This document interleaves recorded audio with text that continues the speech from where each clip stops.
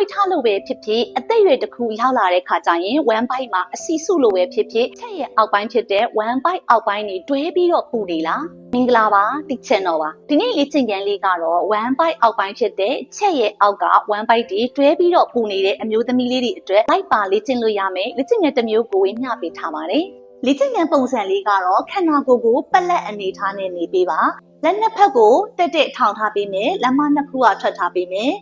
ဒူကောင်းလေးကိုလည်း꿰ထားပေးမယ်ဒီအနေထားကနေစန့်ကျင်ဘက်လက်နဲ့စန့်ကျင်ဘက်ခြေထောက်ကိုဆန့်ထုတ်ပေးရမှာဖြစ်ပါတယ်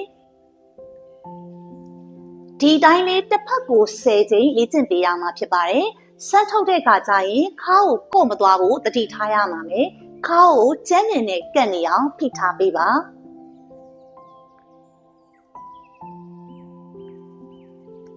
ဒီလေ့ကျင့်ခန်းလေးကတော့one bite အောက်ပိုင်းကြွက်သားတွေကိုကျစ်လစ်စေပြီးတော့ bite ပူတာကိုလည်းသက်သာစေပါတယ်ဒီလေ့ကျင့်ခန်းလေးကိုတစ်ဖက်ကို10ချိန်3ကြောနေ့စဉ်လေ့ကျင့်ပေးလို့ရပါတယ်ဒီနေ့ဝင်ညသွားတဲ့လေ့ကျင့်ခန်းလေးကပြုံးမျိုးတို့အတွက်အကျိုးရှိမယ်လို့မျှော်လင့်ပါတယ်နောက်ထပ်လည်းပြုံးမျိုးတို့အတွက်အကျိုးရှိစေမယ်လေ့ကျင့်ခန်းလေးနဲ့ဗဟုသုတတွေကိုဝေမျှပေးသွားပါအောင်မယ်ဗီဒီယိုလေးကိုဆုံးထိအောင်ကြည့်ပေးလို့ကျေးဇူးများကြီးတင်ပါတယ်ဒီ channel ဖြစ်ပါတယ်